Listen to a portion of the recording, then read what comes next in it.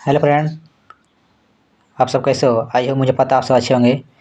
चलिए आज की इस वीडियो में लाए डीएलएड सेकंड सेमेस्टर प्रथम प्रश्न पत्र 2020 का पीवाई की क्वेश्चन जो हम लोग आज देखेंगे विकल्पी प्रश्न। जो प्रथम प्रश्न पत्र का नाम है वर्तमान भारतीय समाज और प्रारंभिक शिक्षा, जिसमें 15 विकल्पी क्वेश्चन आते हैं और 15 अति लघु और 10 जो आते हैं वेरी शॉर्ट, यानी कि लॉन्ग थोड़ा आते हैं, शॉर्ट आंसर आते हैं, थोड़ा 2 नंबर के आते हैं। प्रश्न ये कर रहा है, हमें उस शिक्षा की आवश्यकता है जिसके द्वारा चरित्र का निर्माण होता है, मस्तिष्क शक्ति बढ़ती है, बुद्धि का विकास होता है और मनुष्य अपने पैरों पर खड़ा हो सकता है। शिक्षा संबंधी उक्त विचार किसके हैं? इसका देखिए विवादित प्रश्न है। बहुत लोग स्वामी विवेकानंद को मारते हैं ऑप्शन, बहुत लोग महात्मा गांधी को मारते हैं।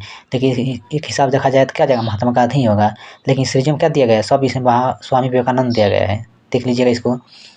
प्रश्न 2 का है, जनसंख्या शिक्षा के मूल सहयोग संगठन कौन है? यूनेस्को हो जाएगा।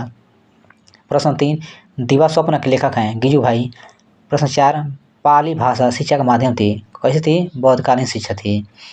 प्रश्न 5, मुदालियर आयोग संबंधित है, माध्यमिक शिक्षा से हैं।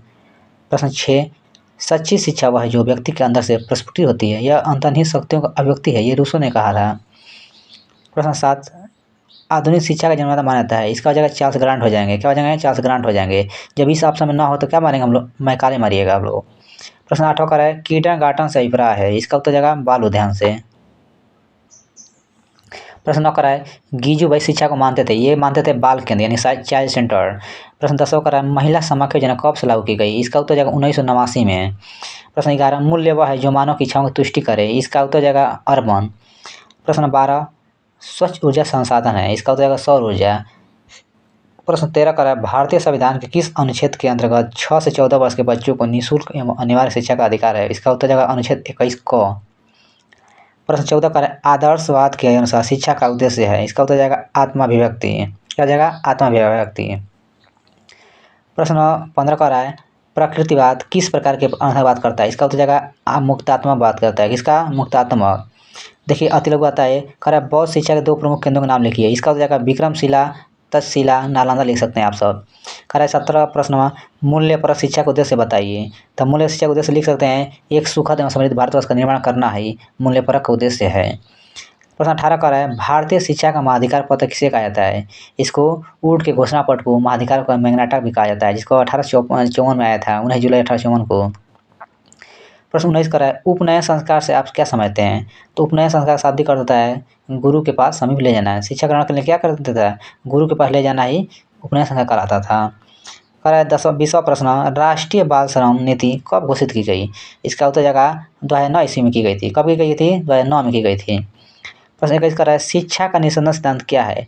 देखिए शिक्षा का निस्संदेह सिद्धांत के कई नाम है, अधोगामी सिद्धांत भी कहते हैं इसको कुछ लोग, और छनाई का सिद्धांत भी कहते हैं, छनन का सिद्धांत भी कहते हैं, जिसका लॉर्ड मैकाले ने 2 फरवरी 1835 को घोषित किया था।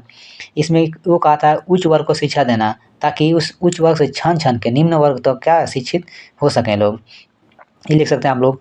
बहुत ही पेपर अच्छा आया था। देखिए प्रश्न 22 का रहा है, प्लेटो की कोई एक प्रमुख रचना लिखिए। प्लेटो को लिख सकते हैं आप लोग, क्या लिख सकते हैं? The play song, the law, आगे का रहा है, यानी एकेडमी भी लिख सकते हैं, संस्थक किया था।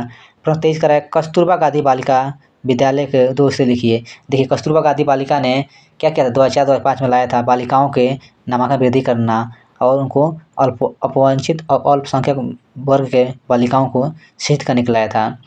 प्रश्न 24 का है, भारत में अध्यापक शिक्षा के मानक कौन सा तय करती है?